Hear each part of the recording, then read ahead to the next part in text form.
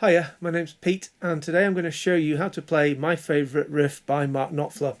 So when I should have been studying hard for my GCSEs, that's when I really started digging in with learning how to play the guitar. This would be the mid to late 80s, and I discovered Dire Straits and Mark Knopfler and pretty much taught myself to play most of his stuff.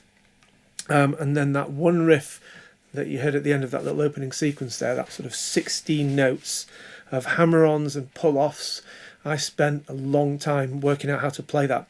I've looked on the internet and I've seen people doing various sort of abbreviated versions of it where I feel notes are being missed out, and sometimes they're using a plectrum, which is not very Mark Knopfler at all.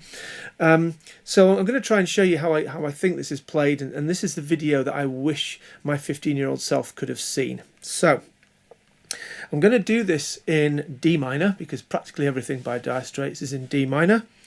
So I'm basically going to start by putting my index finger on a half bridge at the 10th fret.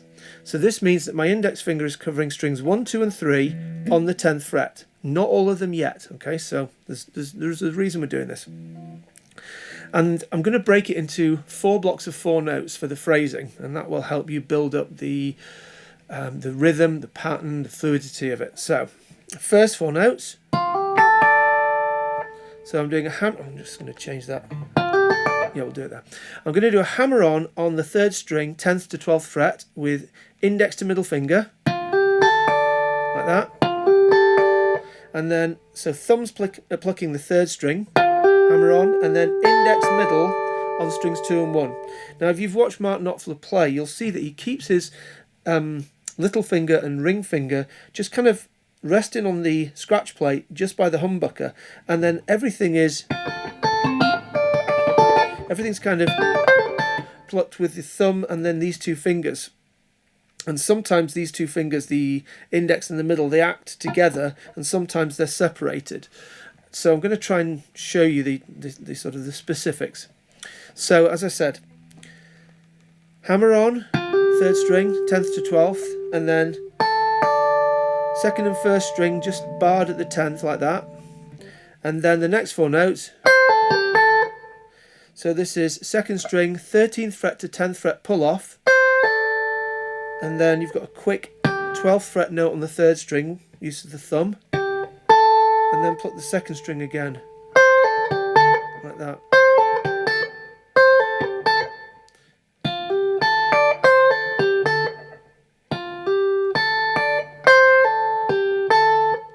Now, this is the technical bit, and this is the bit that I think makes or breaks the riff.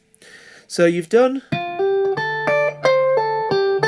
you're going to do pull off, 12th fret to 10th fret on the 3rd string. This is very specific, middle finger for the pull off. And then you're going to pivot your hand and use your ring finger on the 4th fret, on the 4th string, 12th fret. And as you put that on and pluck it, you're going to move that barred index finger up to cover strings 4 and 5 still on the 10th fret, and then you've got that pull off.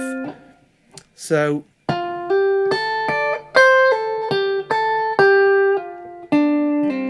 there's where you've got that shift of the bar from there coming up to cover these strings.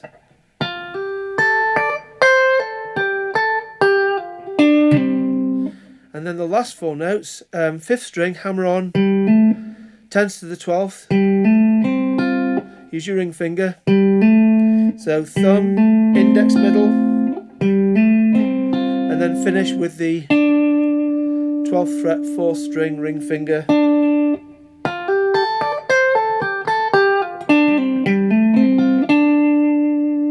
So you might think, well, why don't you just bar here right from the very beginning? But I find it really hard. I can't cleanly.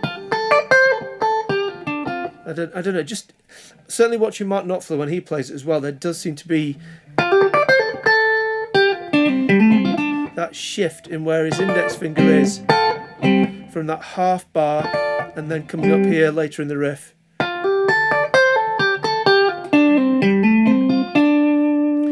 And by playing it like this, if you count the notes, 1, 2, 3, 4, 5, 6, 7, 8, 9, 10, 11, 12, 13, 14, 15, 16, it's a note on every semiquaver through a bar.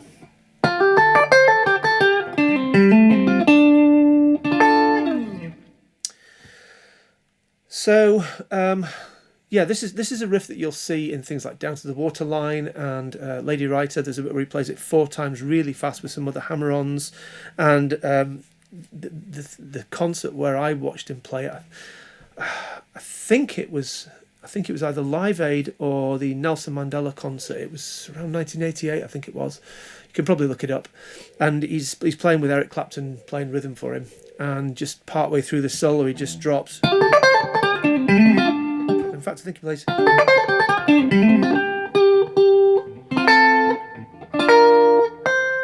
And yeah, anyway, the solo kind of goes off from there. And Down to the Waterline, it's used as a fill as he's coming out of the main solo back in. I don't know if I can still remember this.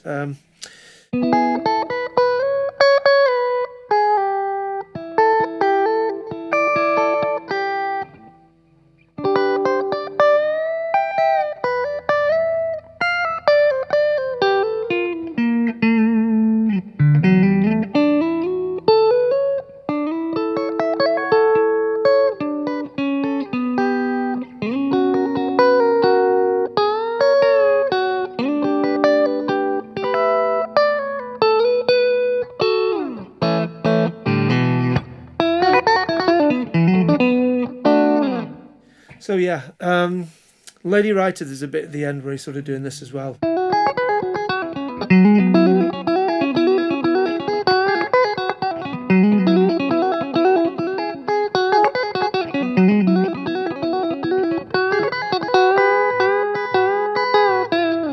So yeah, it crops up quite a lot. There's variations of it used as well.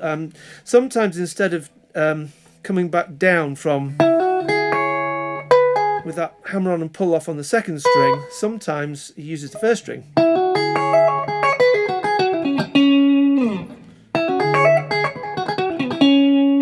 So once you've kind of got that initial pattern that I've shown you, you can sort of play around with it a bit and just try and spot it in other songs. I think it's in Telegraph Road as well.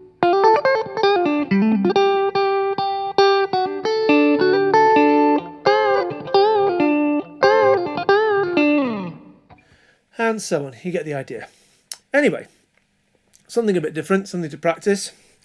I will probably do a video and talk about this guitar that I've just treated myself to. I bought this primarily as what I'm going to call my downstairs guitar, because all my recording kit is in an attic room in my house, and I have to go up 2 flights of stairs, first world problems, to play my guitars, and I want a guitar downstairs that I can pick up easily and play. So this was not expensive compared to what you can pay for a guitar, and I am very, very impressed with it. And I will talk more about that in another video where I'm going to compare this to my vintage V6 Icon, both of which are budget Strats. This is a Jet JS400, and I think they're both great guitars for the money, and they're both great platforms to do a little bit of modding. I haven't done anything to this guitar yet, but I have plans, so watch this space.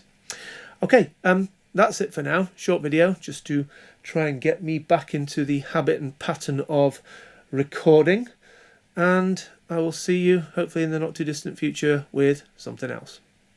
Bye for now.